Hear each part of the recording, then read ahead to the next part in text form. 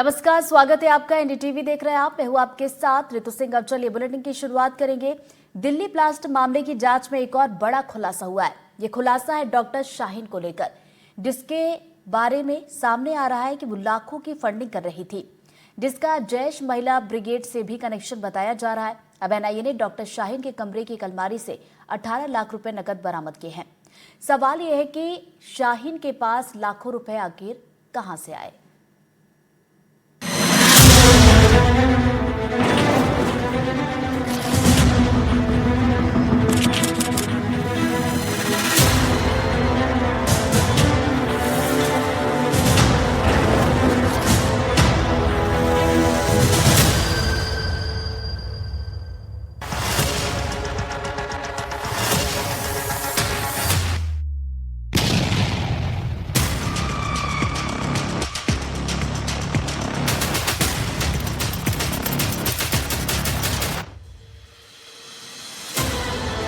Delhi blast मामले की जांच में एक बड़ा खुलासा हुआ है।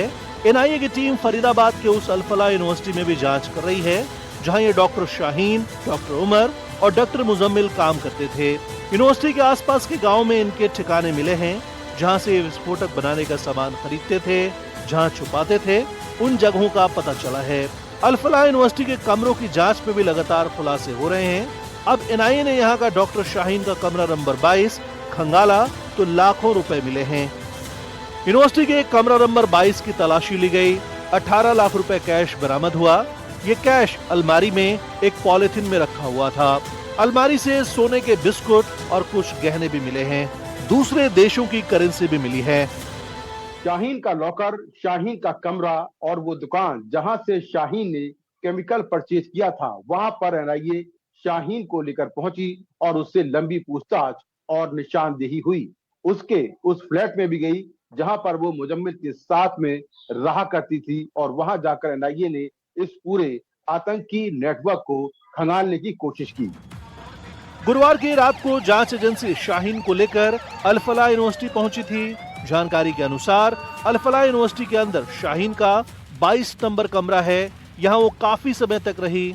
बताया जा रहा है कि जांच एजेंसी ने फ्लैट में रखी अलमारी का लॉक खुलवाया तो अंदर लॉकर मिला। लॉकर में कई पैकेट थे, जिनमें 500 रुपए के नोट रखे गए थे। जब इन्हें गिना गया तो ये करीब 18 लाख रुपए थे। खबरों के मुताबिक जांच एजेंसी ये पता लगाने में जुटी है कि आखिर शाहीन के पास इतना बड़ा कैश कहां से आया। क्या कोई उसे कैश सप्लाई कर रहा था? क्या विदेशी फंडिंग का ये पैसा था? क्या जांच एजेंसियों की नजर में न आए इसलिए कैश में पैसा रखा जाता था? ये ब्रेजा कार शाहीन की थी, जो उसने इसी साल 25 सितंबर को खरीदी थी। बताया जा रहा है कि कार भी उसने पूरा कैश देकर खरीदी थी। ये बात सामने आई है कि डॉक्टर शाहीन सऊदी अरब में भी काम कर चुकी है। जांच में ये भी सामने आया कि वहां से लौटने के बाद वो अल-फलाह में काम करने लगी। इसी दौरान जब इनका आतंकी नेटवर्क बना तो उसने 25 लाख रुपए दिए थे। जांच एजेंसी ने यूनिवर्सिटी के एडमिन ब्लॉक में जाकर शाहीन के नाम पर रजिस्टर एक लॉकर को भी खोलकर चेक किया। बताया जा रहा है कि इसमें जांच टीम को कुछ दस्तावेज मिले हैं, जिनको कब्जे में ले लिया गया है। एनआईए की टीम जब शाहीन को अल-फलाह यूनिवर्सिटी लेकर गई तो कई तरह से जांच की। टीम उसी कमरा नंबर 22 में ले गई जहां रहती थी। टीम ने उससे जानकारी मांगी, वो दिन भर क्या करती थी, कौन कौन मिलने आता था। एनआईए उसे मेडिकल वार्ड, क्लासरूम ले गई, डॉक्टर केबिन में भी ले गई, वीसी के सामने भी ले जाया गया। शाहीन इस पूरे मामले में एक बड़ा लिंक है। उसके पास इतना कैश कहां से आया? कैसे धीरे धीरे शाहीन मेडिकल पहचान की आड़ में जम्मू कश्मीर, दिल्ली एनसीआर और हरियाणा के बीच आवाजाही करने लगी और फंडिंग और मैसेज पहुंचाने की भूमिका निभाने लगी। इसकी सारी कड़ियां जोड़ी जा रही हैं। Mukesh Singh Sengar, NDTV India. Doctor Shaheen इस पूरे टेरर मॉड्यूल की बेहद अहम कड़ी है। उसके पिछले इतिहास के बारे में जो जानकारी मिली है, उसके हिसाब से वो पढ़ाई में बहुत अच्छी थी, लेकिन धीरे धीरे वो रेडिकलाइज हो गई। ये भी सामने आ रहा है कि वो यूनिवर्सिटी में भी छात्र छात्रों से इस तरह की बातें करती थी। शाहीन के बारे में जांच में बेहद चौंकाने वाले खुलासे हुए हैं।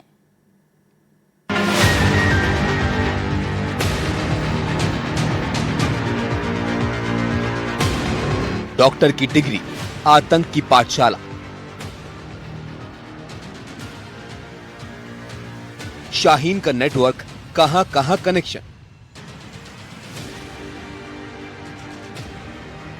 पढ़ने लिखने में होनहार, डॉक्टरी का काम और कैसे धीरे धीरे दिमाग रेडिकलाइज होता गया और डॉक्टर शाहीन सहित दिल्ली धमाकों की एक मुख्य आरोपी के तौर पर एनआईए की गिरफ्त में है। जांच में सामने आया कि शाहीन ने इस आतंकी मॉड्यूल को लाखों रुपए दिए थे। लखनऊ की रहने वाली 46 साल की शाहीन पढ़ाई में तेज थी, लेकिन उसने इसका इस्तेमाल आतंक के लिए किया। बताया जा रहा है कि अल-फलाह में जब से वो डॉक्टर मुजम्मिल और उमर के संपर्क में आए, वो आतंक के दलदल में धंसती चली गई। बुजुर्ग पिता का कहना है कि 1.5 साल से शाहीन से उनका कोई वास्ता नहीं है। ये बताइए कि क्या आपसे आखिरी बार लोगों की कब बात हुई थी? मैंने आपसे बताया कि करीब 1.5 साल हो गए। मेरा भी तो दर्द होगा। बात अभी 1 महीने पहले तक मुझसे बात हुई उनकी, 1 महीने शाहीन से। शाहीन कैसे बनी कट्टर? शाहीन कैसे बनी आतंक की लेडी डॉक्टर? इलाहाबाद से एमबीबीएस करने वाली शाहीन के पिता सरकारी कर्मचारी रहे हैं। शाहीन की पहली शादी 2003 में नेत्र रोग विशेषज्ञ डॉक्टर जफर हयात से हुई थी। दोनों के 2 बच्चे हुए, पर यह रिश्ता 2013 में टूट गया था। शाहीन के पूर्व पति डॉक्टर जफर का कहना है कि जब दोनों साथ थे तो शाहीन लिबरल सोच की थी। पहले वो बुर्का भी नहीं पहनती थी। देखिए, ऐसा स्टार्टिंग में तो ऐसा कोई कहीं लगा ही नहीं। बिल्कुल एट द लास्ट मोमेंट एक बार ऐसी बात हुई थी कि भाई हम लोग, मेरा मन ऐसा कह रहा है कि शायद आप लोग, मैं ऑस्ट्रेलिया या यूरोप वगैरह जाने का हम लोग को जाना चाहिए, क्योंकि बच्चों की क्वालिटी ऑफ लाइफ वहाँ अच्छी होगी, सैलरी अच्छी होगी, प्यार से रहेंगे, आराम से रहेंगे। आराम से हम लोग यहाँ पे रहे, तो मैंने यही बोला उनसे कि हम लोग रह रहे अच्छे लोग, कहते मतलब जाने का, सारे रिलेशन यहाँ पे हमारे हैं, तो हम लोग वहाँ अकेले हो जाएंगे, दिक्कत में रहेंगे। ये बात ही, तो इसके अलावा तो और कुछ खास आ रही है। ये सामने आ रहा है कि शाहीन धीरे धीरे कट्टरता की राह पर चलने लगी थी। उसके करियर के बारे में नजर डालें तो डॉक्टर शाहीन उत्तर प्रदेश लोक सेवा आयोग के जरिए मेडिकल सेवा में चुनी गई थी। कानपुर के गणेश शंकर विद्यार्थी मेडिकल कॉलेज में असिस्टेंट प्रोफेसर बनी थी। इसके बाद साल 2013 में बिना किसी को बताए कॉलेज से गायब हो गई। साल 2021 में संस्थान ने डॉक्टर शाहीन को बर्खास्त कर दिया। सामने आया है कि शाहीन कानपुर से फरीदाबाद चली आई थी, वहां वो मेडिकल छात्रों को पढ़ाने लगी थी। दरअसल शाहीन के इरादे कुछ और थे। वो विदेश जाना चाहती थी, खास तौर से खाड़ी देश और यूरोप। लेकिन जब ये बात नहीं बन पाई तो उसने अपने पहले पति को छोड़ दिया। उसके बाद उसने दूसरी शादी की और फिर कुछ दिन बाद ये दूसरी शादी भी टूट गई। उसके बाद वो पहुंची फरीदाबाद और यहाँ पर उसकी मुलाकात मुजम्मिल से होती है। अल-फलाह यूनिवर्सिटी में शाहीन की मुलाकात डॉक्टर मुजम्मिल से हुई। मुजम्मिल यूनिवर्सिटी की फैकल्टी में उसका जूनियर था। दोनों एक दूसरे के बेहद करीब आ गए। रोज मिलना जुलना, कॉलेज में साथ काम करना और समान प्रोफेशन से दोनों का रिश्ता और मजबूत हुआ। माना जा रहा है कि यहीं से वो एक डॉक्टरों के टेरर नेटवर्क का हिस्सा बनती गई। पहले ये सामने आया था कि शाहीन और डॉक्टर मुजम्मिल दोस्त हैं, लेकिन जब एनआईए से पूछताछ हुई तो मुजम्मिल ने बताया कि वो दोनों शादी कर चुके हैं। ये शाहीन की तीसरी शादी थी। शाहीन की पहली शादी 2003 में नेत्र रोग विशेषज्ञ डॉक्टर जफर हयात से हुई थी। दोनों के 2 बच्चे हुए, पर यह रिश्ता 2013 में टूट गया था। इसके बाद शाहीन की दूसरी शादी गाजियाबाद के कपड़ा कारोबारी से हुई। दूसरी शादी भी ज्यादा दिन नहीं चली। शाहीन की तीसरी शादी डॉक्टर मुजम्मिल से हुई। एजेंसियों की पूछताछ में मुजम्मिल ने बताया कि सितंबर 2023 में दोनों ने अल-फलाह यूनिवर्सिटी के पास एक मस्जिद में निकाह किया। बताया जा रहा है कि यही वो समय था जब शाहीन की मुलाकात कुछ ऐसे लोगों से हुई जिन्होंने उसकी सोच पूरी तरह से बदल दी। वो अल-फलाह यूनिवर्सिटी में रहते हुए छात्र के ग्रुप्स, धार्मिक गतिविधियां और कुछ संदिग्ध व्यक्तियों के संपर्क में आने लगी। इन्हीं मुलाकातों के दौरान उसे जैश-ए-मोहम्मद की महिला विंग जमातुल मोमिनात के सदस्यों ने संपर्क किया। एजेंसियों का दावा है कि इस समूह ने शाहीन को कट्टरपंथ, आतंकी विचारधारा और लॉजिस्टिक नेटवर्क के बारे में सिखाना शुरू किया। शाहीन कभी बुर्का भी नहीं पहनती थी, लेकिन जैशे मोहम्मद के मॉड्यूल के संपर्क में आने के बाद वो लगातार कट्टर होती चली गई। खास तौर से मुजम्मिल से शादी करने के बाद उसके मन में और ज्यादा जहर भर गया। इसके बाद वो अल-फलाह यूनिवर्सिटी में छात्राओं को हिजाब पहनने के लिए टोकने लगी। बताया जा रहा है कि धीरे धीरे शाहीन डॉक्टर का चोला पहनकर आतंक की फंडिंग और संदेश पहुंचाने की भूमिका निभाने लगी। इस कहानी में कुछ और चेहरे हैं, उमर, आदिल और मुफ्ती इरफान। आदिल उमर का जूनियर था, तीनों पहले से एक दूसरे को जानते थे। मुफ्ती इरफान की दोस्ती मुजम्मिल से जम्मू कश्मीर में इलाज के दौरान हुई।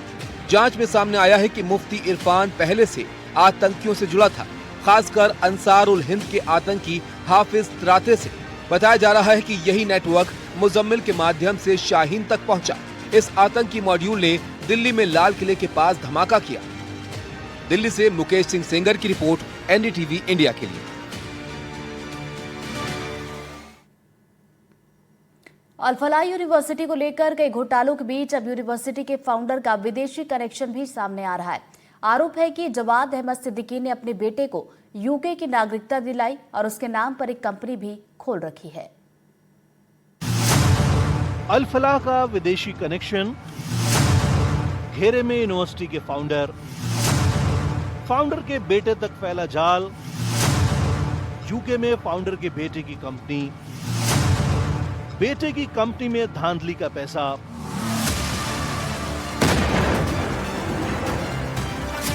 दिल्ली में लाल किला धमाके के बाद जांच के घेरे में आई फरीदाबाद की अल-फलाह यूनिवर्सिटी। आतंक का अड्डा कहे जाने वाली अल-फलाह यूनिवर्सिटी घोटालों की जांच में घिर यूनिवर्सिटी के फाउंडर जवाद अहमद सिद्दीकी पर अब विदेशी कनेक्शन का नया आरोप लगा है। जवाद अहमद सिद्दीकी के ऊपर यूके में बेटे के नाम पर कंपनी खोलने का आरोप लगा है। ऐसा शक है कि यूनिवर्सिटी में धांधली का पैसा बेटी की कंपनी में लगाया गया। आरोप सामने आने के बाद ईडी ने जवाद अहमद सिद्दीकी की बेटी की कंपनी में पैसों के इन्वेस्टमेंट की जांच करने का फैसला किया है। जवाद अहमद सिद्दीकी पर लोगों को गुमराह करके करोड़ों रुपए कमाने का आरोप है। आरोप है कि जवाद अहमद सिद्दीकी ने अपने बेटे को ब्रिटिश नागरिकता दिला रखी है। बेटे की एक कंपनी भी यूके में खुलवाई है। ऐसे आरोप हैं कि अल-फलाह यूनिवर्सिटी में गड़बड़ी से इकट्ठा किए गए पैसों को बेटे की कंपनी में निवेश किया जाता था। अल-फलाह चैरिटेबल ट्रस्ट से जुड़ी मनी लॉन्ड्रिंग मामले में जवाद अहमद सिद्दीकी को ईडी ने गिरफ्तार किया था। जवाद अहमद सिद्दीकी की गिरफ्तारी मनी लॉन्ड्रिंग एक्ट के तहत की गई है। दिल्ली पुलिस की क्राइम ब्रांच के आधार पर ईडी ने जांच शुरू की थी। ईडी की जांच से पता चला है कि साल 1995 में स्थापित अल-फलाह ट्रस्ट के पास पर्याप्त वित्तीय संसाधन नहीं थे। इसके बावजूद 1990 के दशक से अब तक उसने जबरदस्त विस्तार किया। जांच में यह भी पाया गया कि ट्रस्ट ने अपनी कमाई को पारिवारिक संस्थाओं में लगाया। निर्माण और खान पान के ठेके परिवार के सदस्यों की संस्थाओं को दिए गए। अल-फलाह यूनिवर्सिटी ने छात्रों और उसके अभिभावकों को धोखा देने के लिए नैक मान्यता होने का दावा किया था, जबकि यूनिवर्सिटी को यूजीसी से भी मान्यता नहीं थी। अल-फलाह यूनिवर्सिटी के फाउंडर जवाद अहमद सिद्दीकी का विदेशी कनेक्शन सामने आ रहा है। और अब बात तूफान दितवाहा की, जिसने श्रीलंका में तबाही मचा रखी है। इस तूफान से अब तक कई लोगों की मौत हो चुकी है। अब इस तूफान ने भारत की तरफ रुख कर लिया है। तमिलनाडु, पुडुचेरी के तटीय इलाकों में अलर्ट जारी कर दिया गया है और कई जिलों में स्कूल कॉलेज बंद कर दिए गए हैं।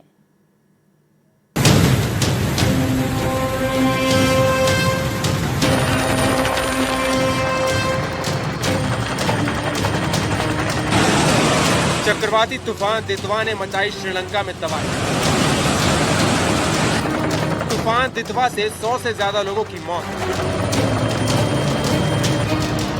तूफान दितवा से जूझ रहा श्रीलंका।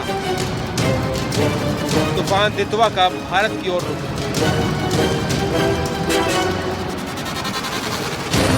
तूफानी चक्रवात दितवा ने श्रीलंका में भारी तबाही मचाई।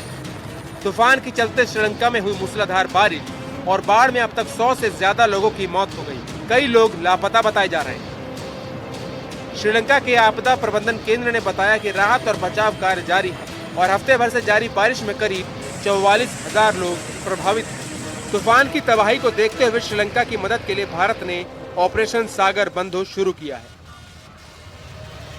श्रीलंका में 15,000 घर पूरी तरह तबाह हो गए और करीब 44,000 लोगों ने सरकारी शिविरों में शरण ले रखी। कई इलाकों में भूस्खलन देखने को मिला है, जिसकी वजह से प्रमुख इलाकों से संपर्क पूरी तरह टूट गया है। बिजली और जल आपूर्ति भी प्रभावित हुई है और केबलें टूटने से मोबाइल नेटवर्क भी ठप हो गया है। श्रीलंका के ओकाना के इस इलाके में चारों तरफ बस पानी ही पानी नजर आ रहा है। जान बचाने के लिए शख्स नारियल के पेड़ पर चढ़ गया है। मदद के इंतजार में घंटों बीत गए और फिर वायुसेना की इमरजेंसी टीम किसी तरह फंसे शख्स तक पहुंची और उसकी जान बचाई। श्रीलंका के नुवारा एलिया जिले में क्लियर फॉल का मंजर बेहद डरावना था। ऐसा लग रहा था जैसे पानी नहीं तबाही बह रही। ओया नदी में उफान साफ देखने को मिल रहा है। बांध को बचाने के लिए सारे गेट खोल दिए गए। इससे पहले श्रीलंका में इतनी भीषण बाढ़ साल 2003 में आई थी, जब 254 लोग मारे गए थे। भारत ने ऑपरेशन सागर बंधु के तहत श्रीलंका को बचाव टीमें और मानवीय राहत सामग्री भेजी। पीएम मोदी ने भी जान माल के नुकसान पर शोक व्यक्त करते हुए कहा कि भारत जरूरत पड़ने पर सहायता प्रदान करने के लिए तैयार है।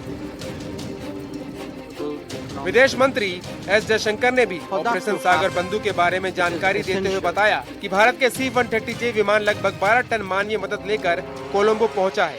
इसमें टेंट, कंबल, हाइजीन किट और खाने के लिए तैयार सामान है। इस बीच इस तूफान दितवा का असर भारत में भी दिखने वाला है। 30 नवंबर को इस तूफान के आंध्र प्रदेश और तमिलनाडु से टकराने की आशंका है। इस दौरान कई इलाकों में तेज हवाएं और भारी बारिश की चेतावनी जारी की गई है। आंध्र प्रदेश में स्कूलों की छुट्टी घोषित कर दी गई है और कई जिलों में रेड और ऑरेंज अलर्ट जारी कर दिया गया है। एनडीआरएफ की 14 टीमें संभावित प्रभावित इलाकों में तैनात की गई हैं। सबसे ज्यादा इम्पैक्ट 29 और 30 को होगा। North coastal Tamil Nadu, Puducherry, south coast Andhra Pradesh, adjoining areas of Rayalaseema and Tamil Nadu, ये सभी इलाका में heavy to extremely heavy rainfall हम एक्सपेक्ट कर रहे हैं 29 और 30 को। Sea condition high to very rough रहेगा, इसलिए कोई भी फिशरमैन समुद्र के अंदर नहीं जाना चाहिए। Specially south Andhra Pradesh, Tamil Nadu, Puducherry coast, Sri Lanka coast के आसपास और entire south west Bay of Bengal और इसके पास जो west central Bay of Bengal. चक्रवात दितवा के असर से चित्तूर और तिरुपति जिलों में कुछ जगहों पर भारी बारिश हो सकती है। प्रकाशम, नेल्लोर, कटपा और अन्नामय्या जिलों में कुछ जगहों पर हल्की से भारी बारिश हो सकती है। बापटला, पालनाडु, कुरनूल, नंदियाल, अनंतपुर और श्री सत्य साई जिलों में हल्की से मध्यम बारिश हो सकती है। मछुआरों को मंगलवार तक समुद्र में न जाने की सलाह दी गई। आम लोगों और किसानों को अलर्ट रहने को कहा गया है। Bureau report, NDTV India. और इसी के साथ इस बुलेटिन में फिलहाल इतना ही। नमस्कार।